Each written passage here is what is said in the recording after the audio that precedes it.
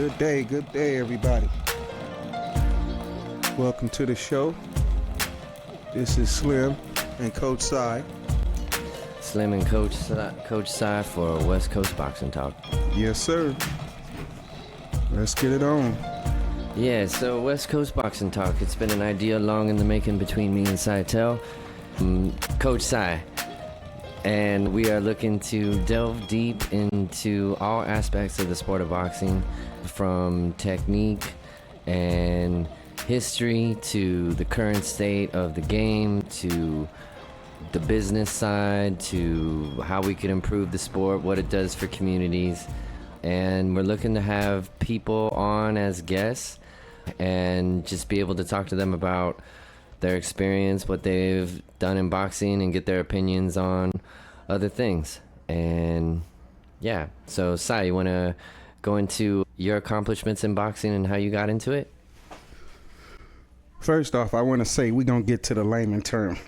We want to know what y'all know about boxing, what y'all like about boxing, and how y'all got started and introduced to boxing. We want y'all opinion. And I'm Coach Sy. I started boxing 1999. I started boxing 1999. I really started watching boxing seriously 97. And he don't know it, but there was a friend named Norman Walker. He actually introduced me to boxing. He didn't know it, but he did. Every time he talked about it, and because I seen him at the gym one day, and hey man, didn't you go? And then after that, we was just every day, and he would always talk about fighters. So he didn't know, but I would sneak home and start listening to the fighters, or start watching them, watching interviews with them, or fighters that they fought, and that was the beginning. That was going into the Broadway Gym? Yep. The Broadway Gym. I started, there was an old guy there. I don't know what happened to him, rest his soul, I'm sure, because he was and his name was B-Bell. He wasn't from California, he was from somewhere down south, I believe. And when I started, he didn't even charge me. It was nobody that I talked to. He just, hey man, let me show you something. And he first showed me my stance, and he showed me how to throw a jab. B-Bell. And once he showed me what he could do, we moved on, and he introduced me to my first coach, which was Henry Walker. Henry Walker, he was a fighter out of Broadway Gym himself. And he showed me he was the beginning of boxing when it come to learning the skill. And yeah, man, it was a good time. So how often, when you first started going to the gym, how often were you going? Every day? Every day. Every day? Every day. And the first things you started working on were the jab and the... Feet work. And feet work. Yes. And it's funny because back then, at that gym when you started, you had to work on conditioning first. Every day you came into the gym, you was doing a treadmill, and they had one of them old manual ones. So we used to have to run those up and down, and a feet work, and then hand placement. Yeah. And so about how long would you say that you were doing that before you started moving into like hitting the mitts or sparring? I would say that's about a year, maybe 2 at the most. Wow. Because I spent time at Broadway Gym, and for whatever reason, I had to leave that gym. And we went to a gym, Fabela Chavez in Carson, and that's where I met my coach, Chuck Washington, and that was 2000, about year 2000. And we've been together ever since, throughout all the boxing. And when you first started sparring, who were some of the first guys that you were sparring with? Was this at Fabela Chavez? Yeah, and most of my real sparring started at Fabela. Because when we was at Broadway, it was just natural talent. It wasn't actually we working on this and work. It was just, I'm gonna hit you and you can't hit me. So when I got to Carson though, we really started to keep our hands up. We learned how to jab with our hands up, how to slip punches. And the good part about that is we had a guy that was more experienced, and so he sparred with us, and that's Robert Elias. I don't know what he's doing these days, but at that particular point in time, he was a good teammate, and he let us learn by taking it easy on us. Yeah. And then you start competing. Can you talk about what it was like when you first started competing? Do you remember your first fight and My first fight was at the Golden Gloves in this division. Yep. First fight was in the novice division. I won that fight, and I lost in the second round. And then I went on like a 10-fight winning. So after I got my first loss, I was like 12-1, and that was just the beginning. When Chuck, hey, we fighting. Once we started fighting, ain't no stopping. We not waiting. Is this show here? This show is there. We probably gonna make this weight, so we don't have to stress going here. But once you get that competition, and people start to recognize you, it's addicting. So you were like, is this about 17, 18, and you're competing more and more in the amateurs. You're an open fighter, and now you start winning national tournaments and becoming ranked in USA Boxing is eventually number one. I think you eventually got up to number one. It was a lot that came in between. Yeah. It wasn't just we started and was fighting and then we became a national. I had to actually fight some good experienced fighters, national champions, when I only had maybe 12 fights, 13 fights. I was losing them, but it was setting me up. And we started just like that. I think we was 12-1, and then at one point in time we was 12-12. But that was just the way we did it. It was hard work, and hey, if I got more than 10 fights, I'm not a novice.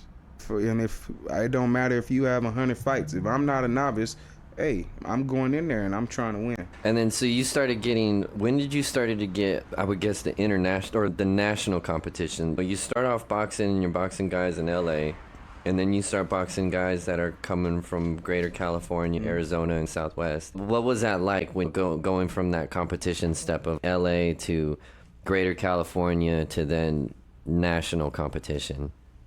It got to a point I really couldn't beat LA fighters or West Coast fighters.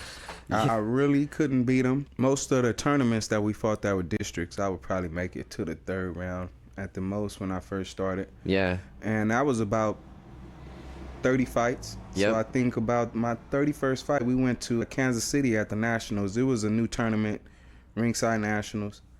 And we actually went through 5 rounds and won that tournament.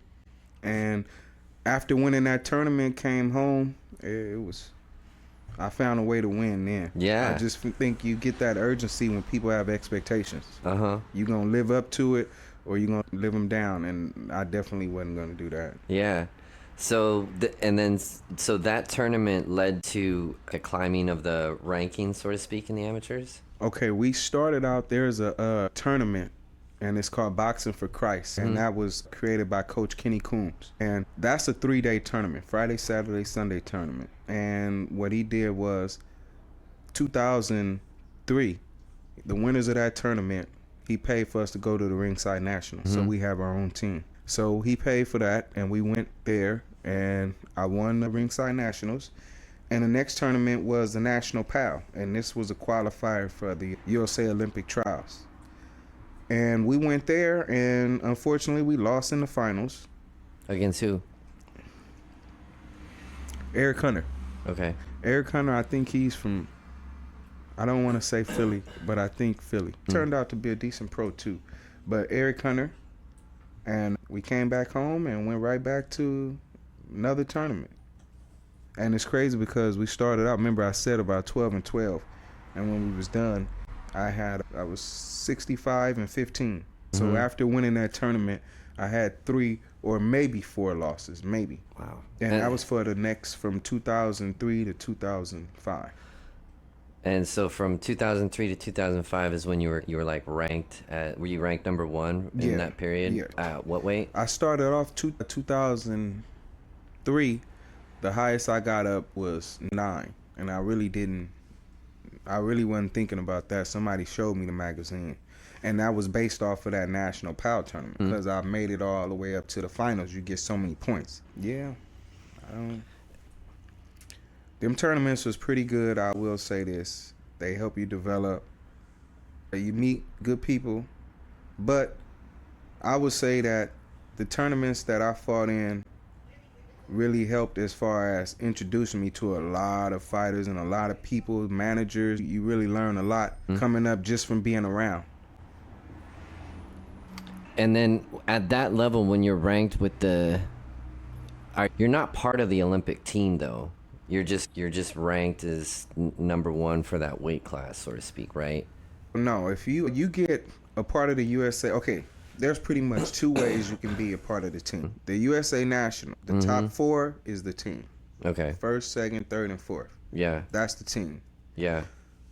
Sometimes if you win a national PAL or Golden Gloves and they have a spot that they need, they can call one of them champions. Okay. Or the runners up, because once you start fighting in the Golden Glove Nationals, the USA's, the National PAL, the trials, those are all tournaments that you get points for when it come to ranking. So they're recognized by USA Boxing. So you can, if the number 4 had a fight in, say, Puerto Rico and he couldn't make it, and all the rest of 1 through 3 was fighting already, they can bring up somebody. But basically, to get in on the team, you have to qualify through the USA Boxing Tournament, the Nationals. Yeah. That's the main way. Yeah.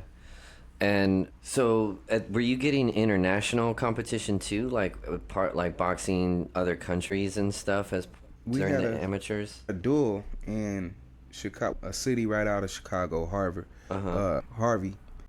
And yeah, we fought against Kazakhstan. We were supposed to go out there, but they ended up coming here because that was during the time when the war had started. So they decided to come here, and we competed against Kazakhstan. That was my only USA as far as sanctioned national competition. But any ringside tournament we went to, it was always 2 or 3 teams from different countries. Yeah. We had Canada, Brazil brought a team, and the East Coast brought a team. I was surprised, but they actually brought teams down. So that's when I was like, oh, okay, this ringside gonna be on to something. And yeah, around this time, you're the peak, the height of the amateur career, and then you decide you go to go pro. Decided to go pro? I think it was, you know what? Making weight made me go pro. Yeah. It's like I'm killing myself to make weight, and I'm not really making money. Yeah.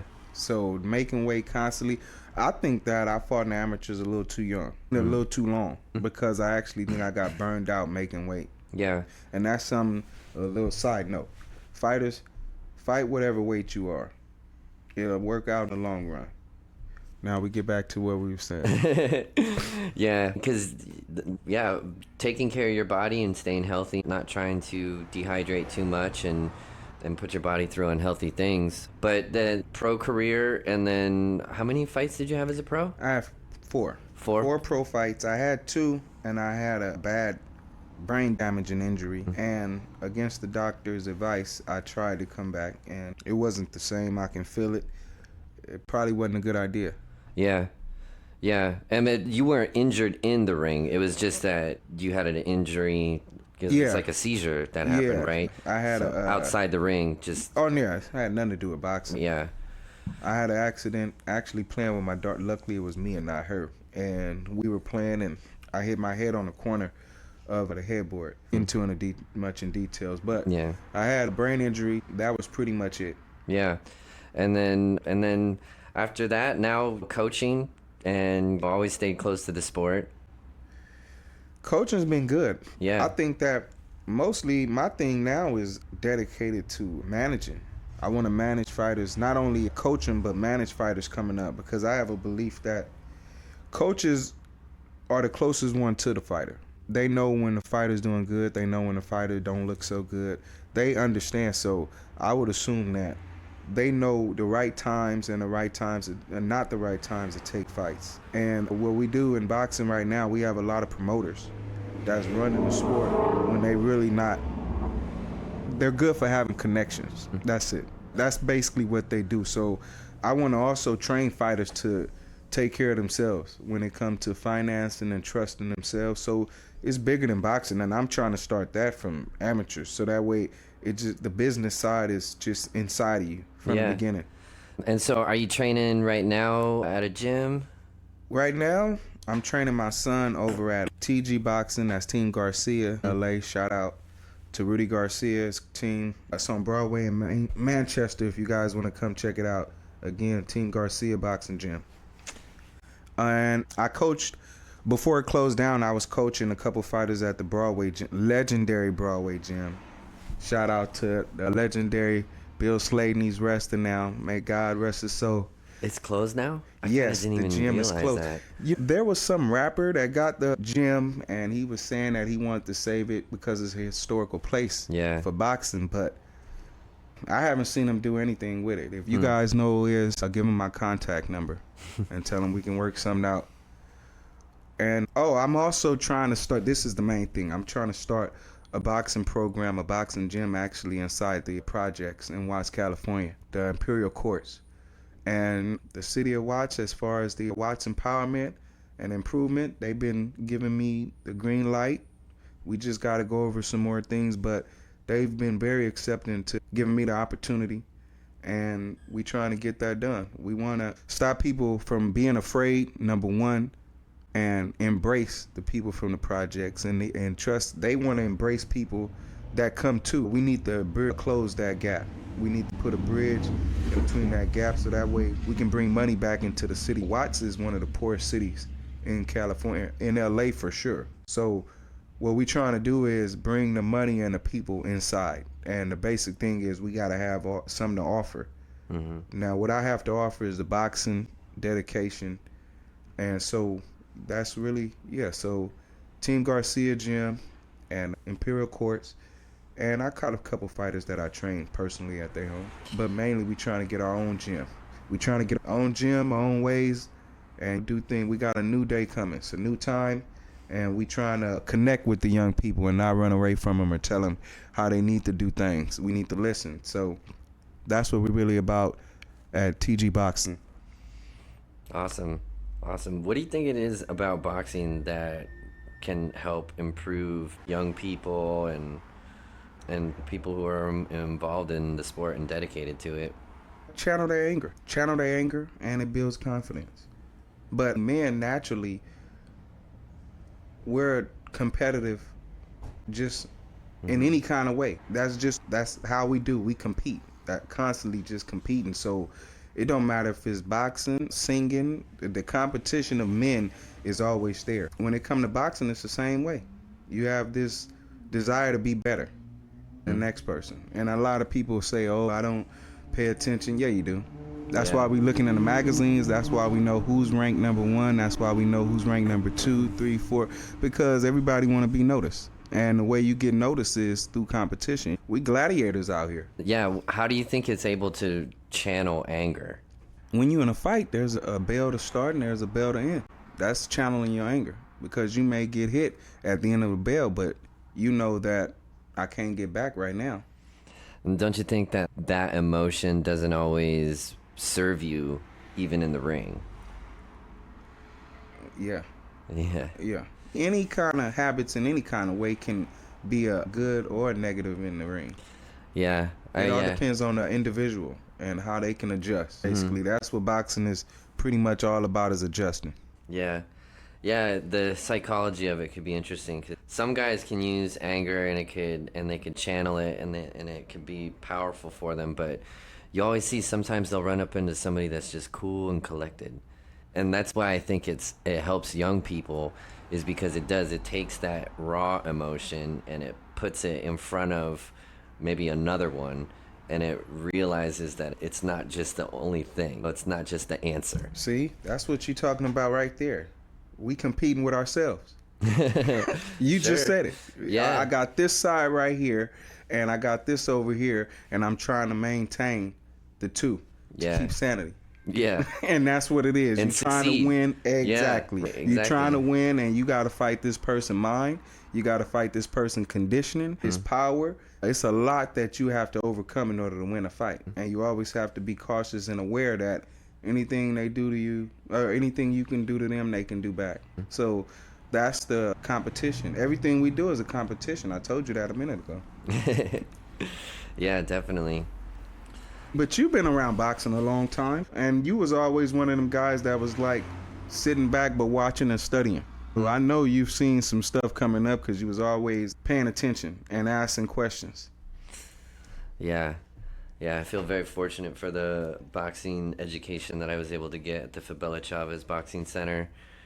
And I thought it was a great time to be in that gym because you had guys like you and Robert who were competing on national levels in the amateurs. You had guys like Mike Chavez, who was who was a decorated amateur. Shout out Big Mike. Yeah, and he was becoming a pro, and then so you had this amateur pro thing going on at that gym, and when it was cooking, we had a lot of sparring. There was a lot of guys. You had guys from a lot of different body styles, sizes, ages, and experience levels.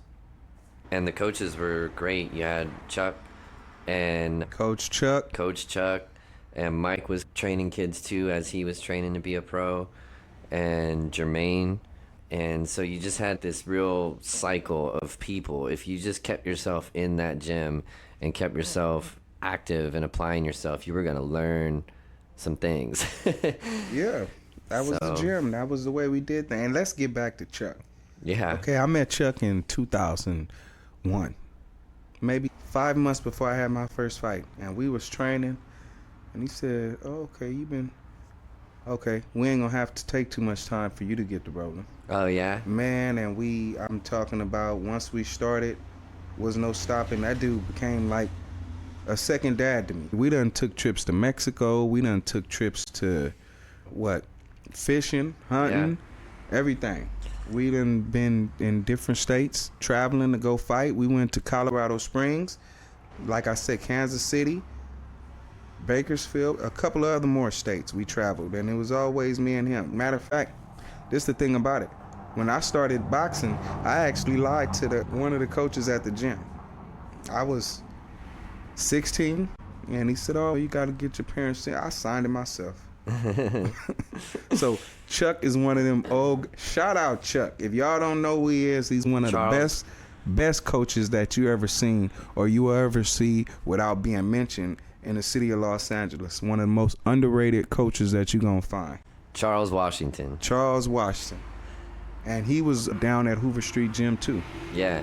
Bernie was saying he was like his national coaching credits, or he was the California. Do you remember some of his coaching? Yeah, he took the California Golden Gloves team to the Nationals every year for a long time. Yeah. And He went to a lot of people. Is it we're in Colorado. Colorado Springs. Colorado Springs. I think he coached out there or somewhere. He would go there to coach like the national teams, or he was one of the coaches for one of the national teams back in the day or something. But you would have to be in a tournament that's sanctioned by the USA Boxing. But if I can remember, what I think you talking about is when Tiger Williams from California was fighting in the trials and the nationals, and he was a part of that team. Okay. Him and Andy the Hawk Price, rest in peace, Andy the Hawk Price. I think Andy fought for a title one time. He fought Leonard. Yeah. I know. Got stopped in the first round. We're not going to get into that, but he was a cool dude, man. Yeah. The Hawk, and he used to host a district of Golden Gloves over at Lincoln Park for years. Oh, in Inglewood? Yeah. Yeah, shout out to Chuck. That was, I remember going in the gym and he had you and Norman training. And then you remember Jerry Haywood? He ran the gym. Yeah. Yes. He was a big guy. And he was pretty cool, too. He was super cool. Yeah. He didn't give us no slack. He was the in-between guy between the city of Carson and the boxing program. Okay. So he made sure everything was smooth and both sides was happy as far as the shows, as far as the financial supports on the gym. And, that gym sometimes, it was too damn clean. The gym? Yes, too clean. Well, do you remember the first one, though? The first Fabela Chavez gym was right off Carson in the back. Do you remember that one? No. You don't even remember that gym before I it went to can't the park? No. You were only there for a little bit. Yeah, it had to be. So that's when I first walked in the gym. Was the original Fabela Chavez gym, which was it was Carson and Avalon. It wasn't in the park. I done took a couple punches. maybe a couple too many, but Yeah. I'll probably remember that a It was little later. it's an old tin. It was an old tin gym. It's gone now. They actually tore down the whole building. Okay. But it was Carson and like Maine or Avalon, just like over that way. At and the it park. was in the back. No, it wasn't in the park, because then it moved to the park. No, not that park. I'm talking about the park over on, is it Carson or 223rd? I don't know. Yeah, I don't because remember. I think. Yeah, but it was this old tin gym that was in the back of a front. The front of it was like commercial buildings, and then that was right on Carson, and then on the back of behind that was the gym, and it was a good. It had a gym look. It was just like an old tin building. I'm gonna have to check that out. And Jerry, he was actually there first, because I can remember checking in with him and just being like, because I've told this, I was recommended to go to that gym after going to some boxing gyms out here in Hermosa Beach. Okay. And I met a guy who was a pro who, Did you say a gym in Hermosa Beach? yeah, see, yeah, I've told you this. What bushy ass gym you gonna fight? I know. Come on, man. So this is the story. It was called Boxing Works in Hermosa Beach. And I was teenager, 15 or something, and I wanted to learn boxing. And so they had a class, and so I signed up. And the teacher was like Norwegian. And I think he maybe had been like a pro boxer from Norway or something like that, like a long time ago. But he seemed more like a fitness guy. Like he's teaching boxing as more of a fitness program for people at the beach, not really teaching to compete in And you boxing. say Norway? Yeah, like he was European. Okay, Like yeah. Where's Norway? Europe, like Northern Europe or something. Okay. So because he seemed like he had some maybe boxing experience. Like he could throw punches, and his face kind of looked like maybe he had been in some fights or something like that, like kickboxing or something. But I was in that class for maybe, I don't know, 5 weeks, 6 weeks or so.